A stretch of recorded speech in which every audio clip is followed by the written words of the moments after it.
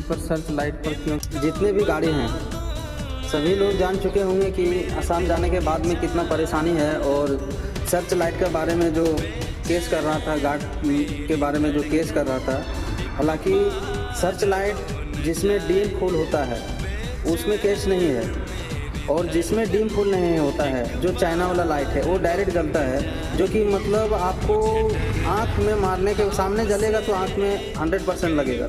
तो इस पर केस कर रहा है, तो इस पर तो हम 100% खुश हैं, क्योंकि चाइना वाला लाइट को यूज करना हमारे लिए बहुत हानिकारक है।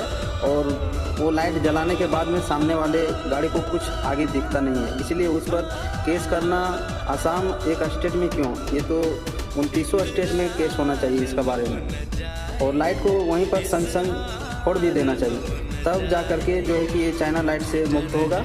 और अगर ये सच डिम लाइट जो फुल होता है, अगर इसमें आप यदि जो फुल करेगा उसको फुल करेंगे, जो डिम करेगा उसको डिम करेंगे, ये नॉर्मल चीज़ है। तो इसमें जो है कि आदमी को परेशानी नहीं होता है। अगर वो फुल करके आ रहा है तो हम अगर उनको डिम कर दिए तो वो डिम कर लेगा, उसको फुल कर दिए हम तो वो समझ जाएगा कि हाँ ये डिम करने बोल रहा है। हालांकि जो चाइना लाइट जो यूज कर रहा है वो अगर एक बार जला दिया तो उसको बंद करने के बाद में ही आपको समझ में आएगा कि हाँ चलो मेरा वो डिम फुल समझ लिया। लेकिन यहाँ पर तो ज़्यादा करके साउथ में ये लोग मतलब समझ लीजिए कि चाइना लाइट है तो है, और डिम फुल में भी कोई कंप्रोमाइज़ नहीं है। डिम फुल करने के बाद में भी वो फुल में ही चलते हैं, तो इतना परेशानी होता है।